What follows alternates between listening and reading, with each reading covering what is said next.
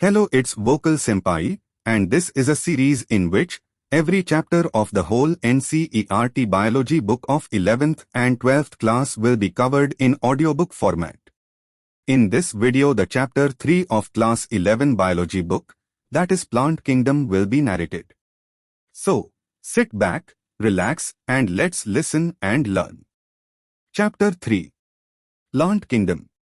In the previous chapter, we looked at the broad classification of living organisms under the system proposed by Whittaker, 1969, wherein he suggested the 5-kingdom classification viz. Monera, Protista, Fungi, Animalia and Plantae. In this chapter, we will deal in detail with further classification within kingdom Plantae, popularly known as the plant kingdom. We must stress here that our understanding of the plant kingdom has changed over time. Fungi and members of the Monera and Protista having cell walls have now been excluded from Plantae, though earlier classifications placed them in the same kingdom. So, the cyanobacteria that are also referred to as blue-green algae are not algae anymore. In this chapter, we will describe algae, Bryophytes, Pteridophytes, Gymnosperms and Angiosperms under Plantae. Let us also look at classification within Angiosperms to understand some of the concerns that influenced the classification systems. The earliest systems of classification used only gross superficial morphological characters such as habit, color, number and shape of leaves, etc. They were based mainly on vegetative characters or on the Andresian structure system given by Linnaeus.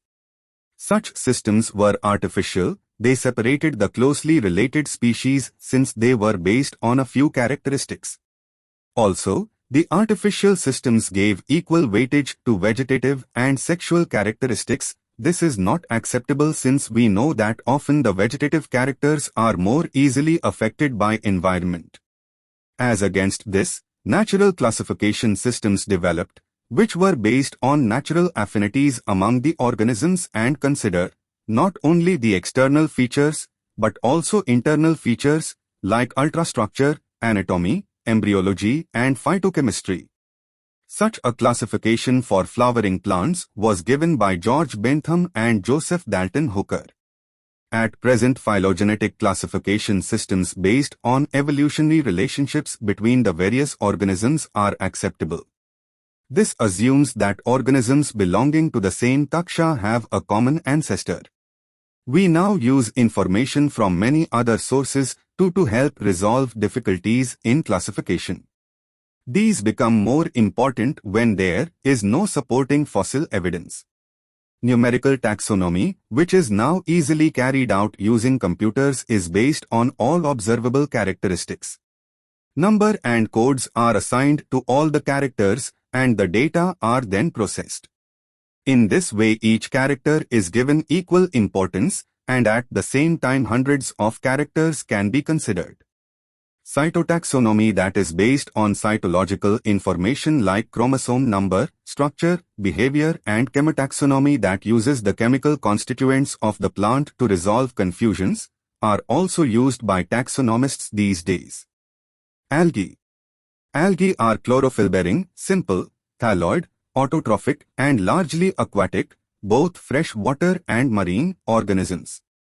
They occur in a variety of other habitats, moist stones, soils and wood. Some of them also occur in association with fungi, lichen and animals, example, onslaught bear. The form and size of algae is highly variable, ranging from colonial forms like volvox and the filamentous forms like Ulothrix and Spirogyra, figure 3.1. A few of the marine forms such as kelps form massive plant bodies. The algae reproduce by vegetative, asexual and sexual methods. Vegetative reproduction is by fragmentation. Each fragment develops into a thallus. Asexual reproduction is by the production of different types of spores, the most common being the zoospores. They are flagellated, motile, and on germination gives rise to new plants. Sexual reproduction takes place through fusion of two gametes. These gametes can be flagellated and similar in size, as in Ulothrix, or non-flagellated, non-motile, but similar in size, as in Spirogyra. Such reproduction is called isogamous. Fusion of two gametes dissimilar in size, as in species of Eudorina, is termed as anisogamous. Fusion between one large, non-motile, static, female gamete and a smaller, motile male gamete is termed oogamous. Example, Volvox, Fucus.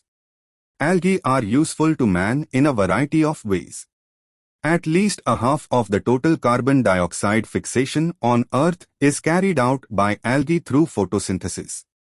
Being photosynthetic, they increase the level of dissolved oxygen in their immediate environment. They are of paramount importance as primary producers of energy-rich compounds which form the basis of the food cycles of all aquatic animals.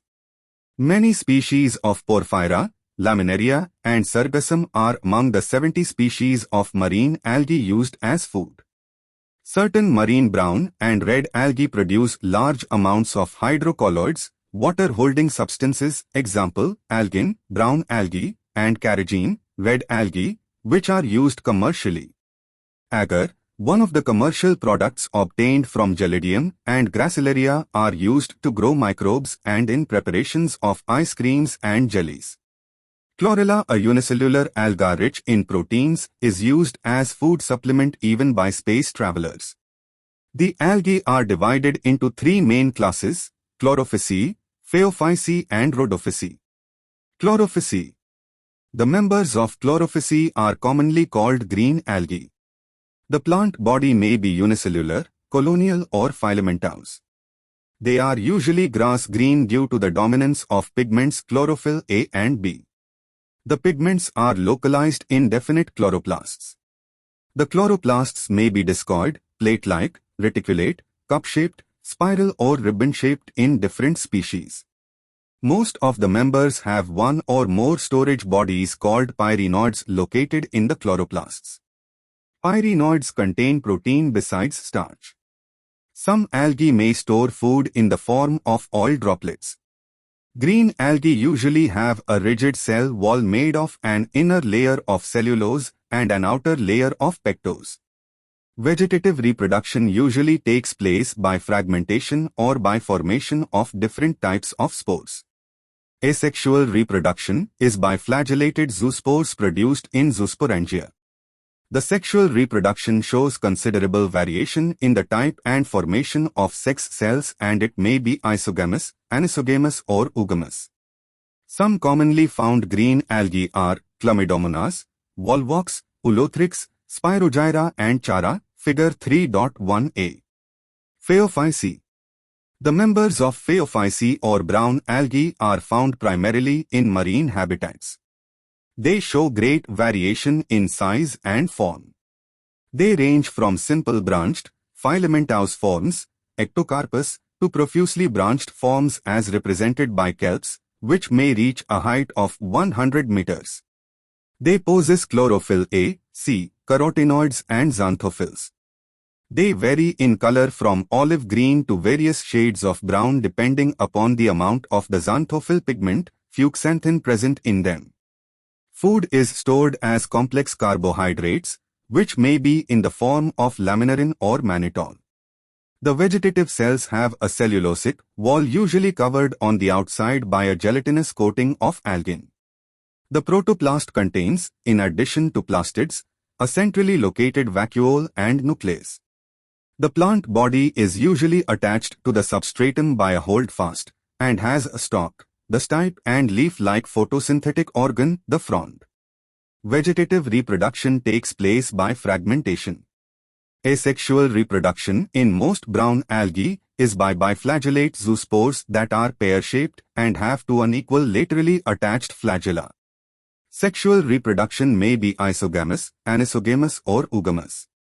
Union of gametes may take place in water or within the oogonian, oogamous species. The gametes are pyriform, pear-shaped, and bear two laterally attached flagella. The common forms are ectocarpus, dictyota, laminaria, sargassum and fucus, figure 3.1b. Rhodophysi. The members of Rhodophysi are commonly called red algae because of the predominance of the red pigment, phycoerythrin, in their body. Majority of the red algae are marine, with greater concentrations found in the warmer areas. They occur in both velated regions close to the surface of water and also at great depths in oceans where relatively little light penetrates. The red thalli of most of the red algae are multicellular. Some of them have complex body organization. The food is stored as Floridian starch, which is very similar to amylopectin and glycogen in structure. The red algae usually reproduce vegetatively by fragmentation. They reproduce asexually by non-motile spores and sexually by non-motile gametes. Sexual reproduction is oogamous and accompanied by complex post-fertilization developments. The common members are Polysiphonia, Porphyra, Figure 3.1c, Gracilaria and Gelidium. Bryophytes. Bryophytes include the various mosses and liverworts that are found commonly growing in moist shaded areas in the hills, Figure 3.2. Bryophytes are also called amphibians of the plant kingdom because these plants can live in soil but are dependent on water for sexual reproduction. They usually occur in damp, humid and shaded localities. They play an important role in plant succession on bare rocks soil. The plant body of bryophytes is more differentiated than that of algae. It is thallus-like and prostrate or erect, and attached to the substratum by unicellular or multicellular rhizoids. They lack true roots, stem or leaves. They may possess root-like, leaf-like or stem-like structures. The main plant body of the bryophyte is haploid. It produces gametes, hence is called a gametophyte. The sex organs in bryophytes are multicellular. The male sex organ is called antheridium. They produce biflagellate antherozoids. The female sex organ called archegonium is flask-shaped and produces a single egg. The antherozoids are released into water where they come in contact with archegonium. An antherozoid fuses with the egg to produce the zygote. Zygotes do not undergo reduction division immediately. They produce a multicellular body called a sporophyte. The sporophyte is not free-living but attached to the photosynthetic gametophyte and derives nourishment from it. Some cells of the sporophyte undergo reduction division, meiosis, to produce haploid spores. These spores germinate to produce gametophyte. Bryophytes in general are of little economic importance, but some mosses provide food for herbaceous mammals, birds, and other animals. Species of sphagnum, a moss, provide peat that have long been used as fuel and as packing material for transshipment of living material because of their capacity to hold water. Mosses along with lichens are the first organisms to colonize rocks and hence are of great ecological importance. They decompose rocks making the substrate suitable for the growth of higher plants. Since mosses form dense mats on the soil, they reduce the impact of falling rain and prevent soil erosion. The bryophytes are divided into liverworts and mosses. Liverworts. The liverworts grow usually in moist, shady habitats such as banks of streams, marshy ground, damp soil, bark of trees and deep in the woods. The plant body of a liverwort is thalloid, example, Marchantia. The thallus is dorsiventral and closely oppressed to the substrate. The leafy members have tiny leaf-like appendages into rows on the stem-like structures. Asexual reproduction in liverworts takes place by fragmentation of thalli or by the formation of specialized structures called gemmae, sing. Gemma. Gemmae are green, multicellular, asexual buds, which develop in small receptacles called gemma cups located on the thalli. The gemmae become detached from the parent body and germinate to form new individuals. During sexual reproduction, male and female sex organs are produced either on the same or on different thalli. The sporophyte is differentiated into a foot, seta and capsule. After meiosis, spores are produced within the capsule. These spores germinate to form free-living gametophytes. Mosses. The predominant stage of the life cycle of a moss is the gametophyte, which consists of two stages. The first stage is the protonema stage, which develops directly from a spore. It is a creeping, green, branched and frequently filamentous stage. The second stage is the leafy stage, which develops from the secondary protonema as a lateral bud.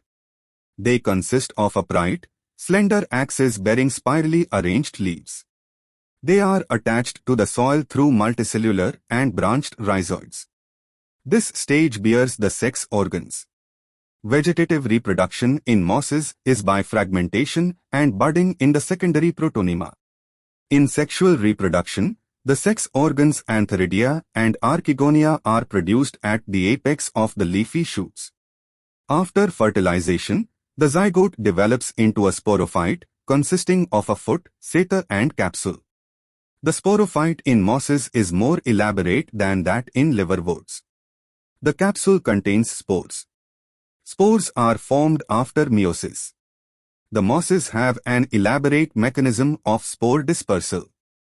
Common examples of mosses are Funaria, Polytrichum and Sphagnum, figure 3.2. Pteridophytes. The pteridophytes include horsetails and ferns. Pteridophytes are used for medicinal purposes and as soil binders. They are also frequently grown as ornamentals. Evolutionarily, they are the first terrestrial plants to possess vascular tissues, xylem and phloem. You shall study more about these tissues in Chapter 6. The pteridophytes are found in cool, damp, shady places, though some may flourish well in sandy soil conditions. You may recall that in Bryophytes the dominant phase in the life cycle is the gametophytic plant body. However, in pteridophytes, the main plant body is a sporophyte which is differentiated into true root, stem and leaves, figure 3.3. These organs possess well-differentiated vascular tissues. The leaves in Pteridophyta are small, microphylls, as in Salginella, or large, macrophylls, as in ferns. The sporophytes bear sporangia that are subtended by leaf-like appendages called sporophylls.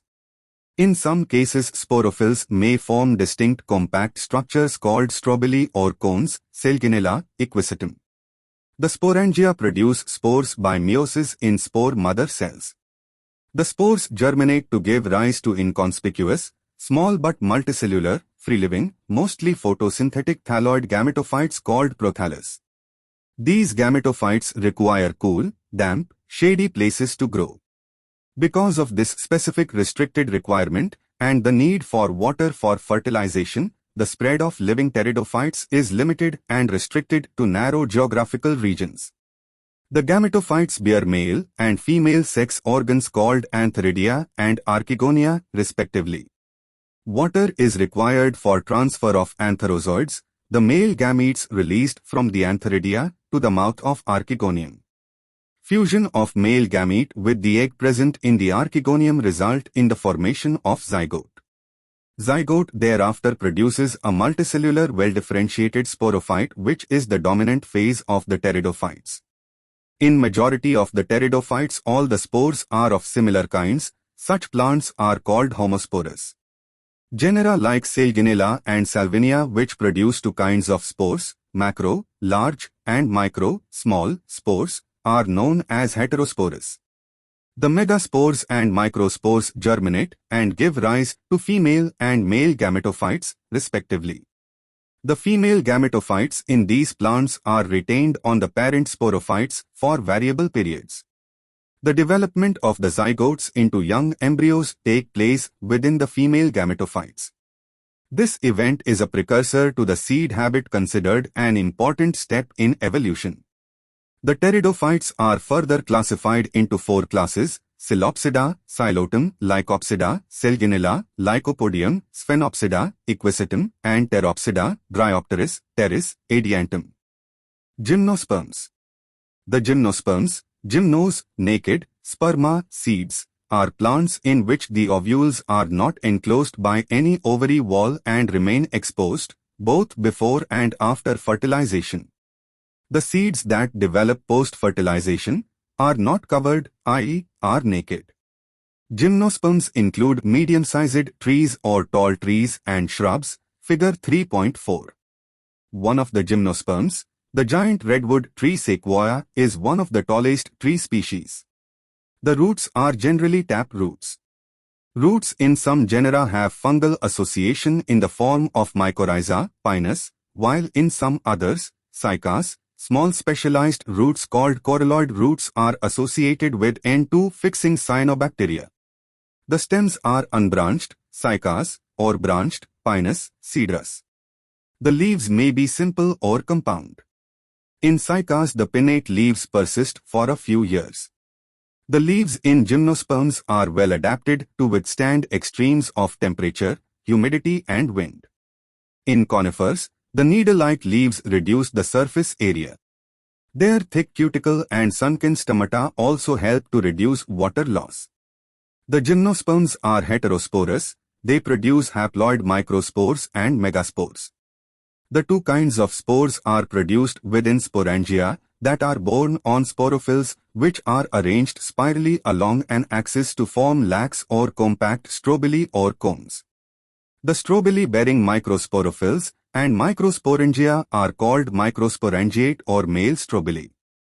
The microspores develop into a male gametophytic generation, which is highly reduced and is confined to only a limited number of cells. This reduced gametophyte is called a pollen grain. The development of pollen grains take place within the microsporangia. The cones-bearing megasporophylls with ovules or megasporangia are called macrosporangiate or female strobili. The male or female cones or strobili may be borne on the same tree, pinus. However, in cycas, male cones and megasporophylls are borne on different trees. The megaspore mother cell is differentiated from one of the cells of the nucellus. The nucellus is protected by envelopes, and the composite structure is called an ovule. The ovules are borne on megasporophylls, which may be clustered to form the female cones. The megaspore mother cell divides meiotically to form 4 megaspores. One of the megaspores enclosed within the megasporangium develops into a multicellular female gametophyte that bears 2 or more archegonia or female sex organs. The multicellular female gametophyte is also retained within megasporangium. Unlike bryophytes and pteridophytes, in gymnosperms the male and the female gametophytes do not have an independent free-living existence. They remain within the sporangia retained on the sporophytes. The pollen grain is released from the microsporangium. They are carried in air currents and come in contact with the opening of the ovules borne on megasporophylls. The pollen tube carrying the male gametes grows towards archegonia in the ovules and discharge their contents near the mouth of the archegonia.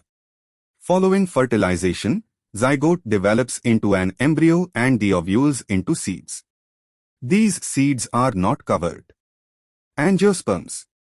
Unlike the gymnosperms where the ovules are naked, in the angiosperms or flowering plants, the pollen grains and ovules are developed in specialized structures called flowers. In angiosperms, the seeds are enclosed in fruits.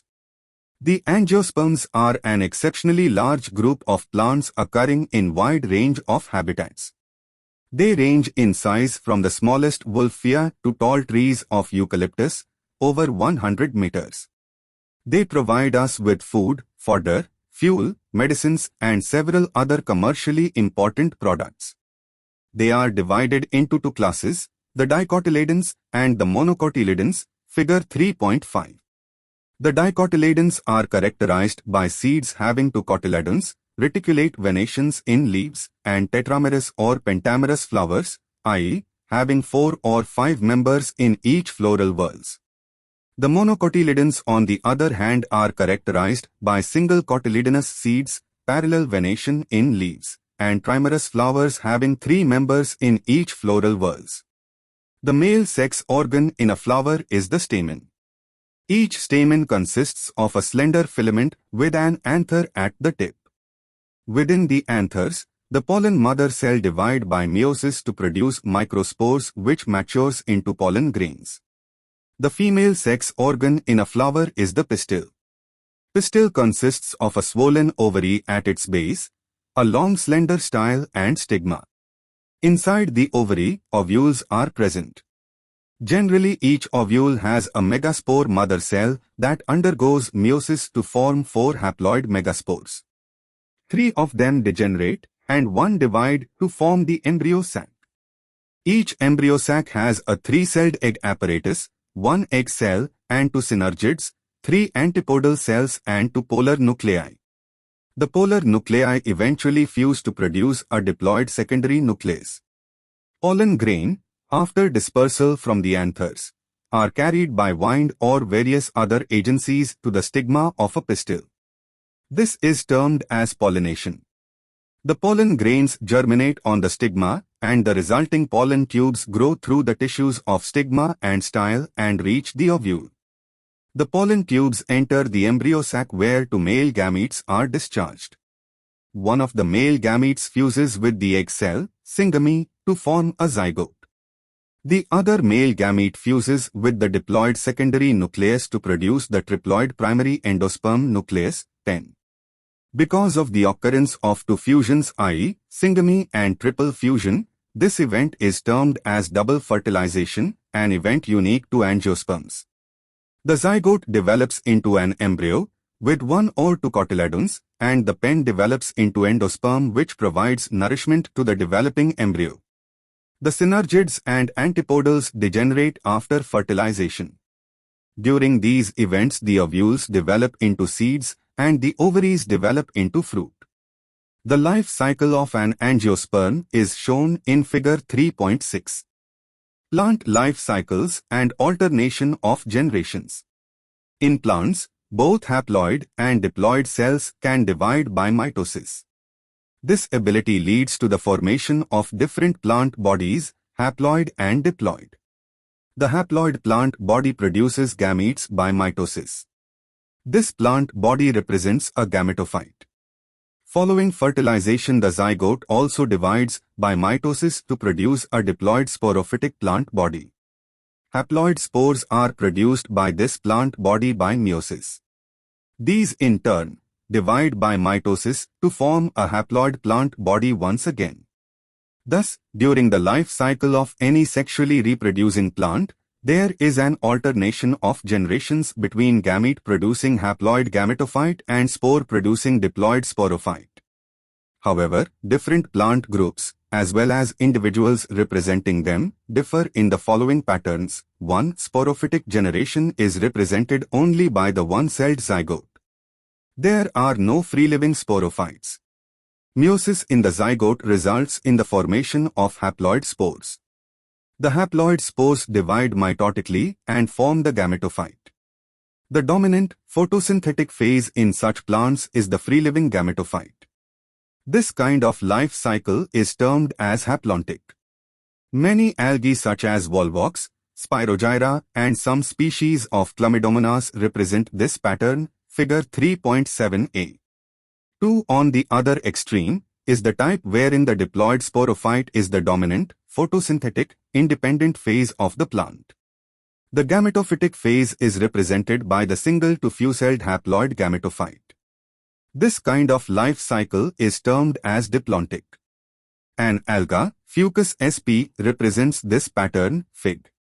3.7b. In addition, all seed-bearing plants, i.e., gymnosperms and angiosperms, follow this pattern with some variations, wherein the gametophytic phase is few to multicelled. 3. Bryophytes and Pteridophytes, interestingly, exhibit an intermediate condition, haplodiplontic. Both phases are multicellular. However, they differ in their dominant phases.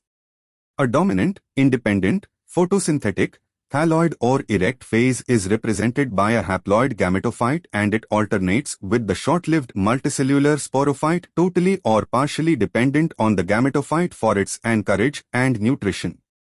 All bryophytes represent this pattern. The diploid sporophyte is represented by a dominant, independent, photosynthetic, vascular plant body. It alternates with multicellular, saprophytic autotrophic, independent but short-lived haploid gametophyte. Such a pattern is known as haplodiplontic life cycle. All pteridophytes exhibit this pattern, figure 3.7c. Interestingly, while most algal genera are haplontic, some of them such as Ectocarpus, Polysiphonia, kelps are haplodiplontic.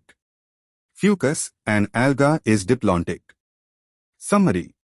Plant kingdom includes algae, bryophytes, pteridophytes, gymnosperms and angiosperms.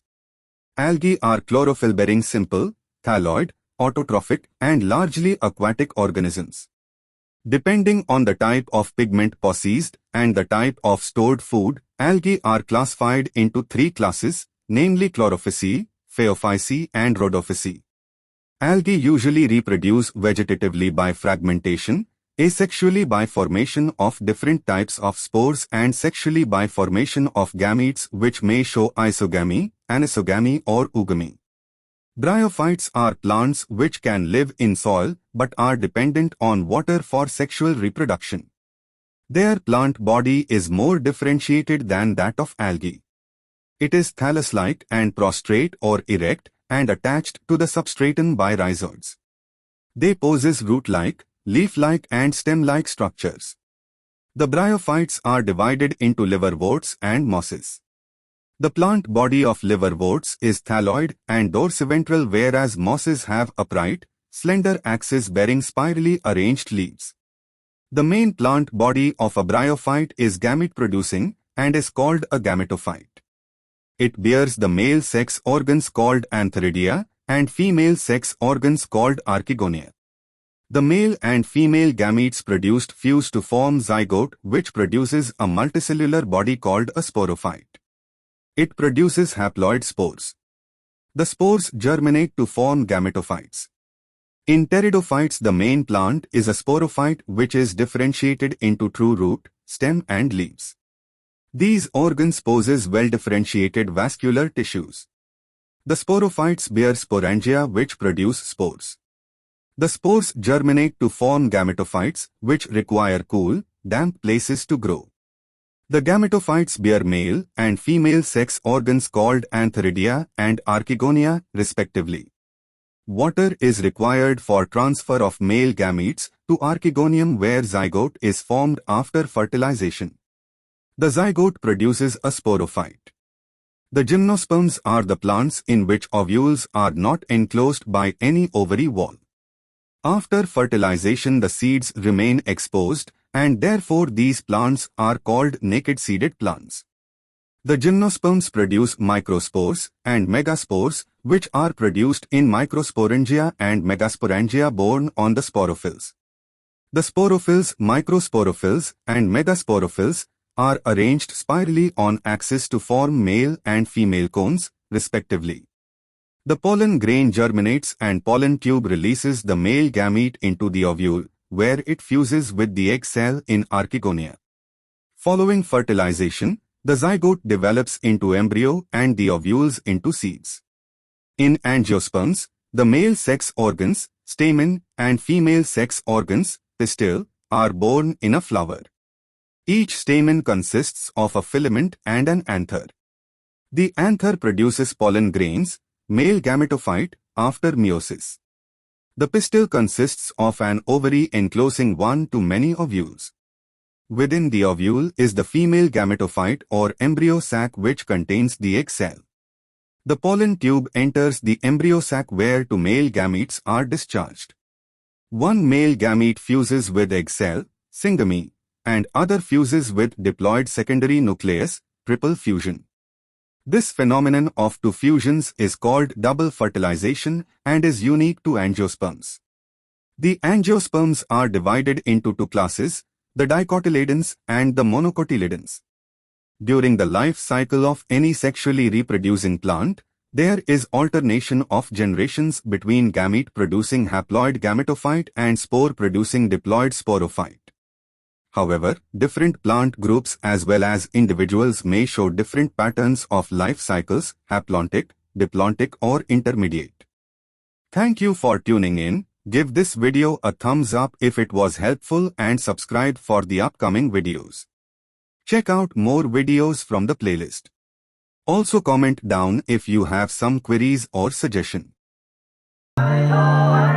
तेरी महफिलों में हम न होंगे, लगेंगी ठोकरें जख्म न होंगे, सुना तो दे तुझे अब हाल दिल ये, बांट के भी गम तो कम न होंगे, तो लिखने दो मुझे अब हिजर की उन दूरियों पे, क्या तुम पढ़ोगे मर्सी है मेरी मजबूरियों के, ये जलते दिए रहे गवाह उस अफसुर्दगी के, इसके सिरहाने कितने जाम मैंने पिए होंगे।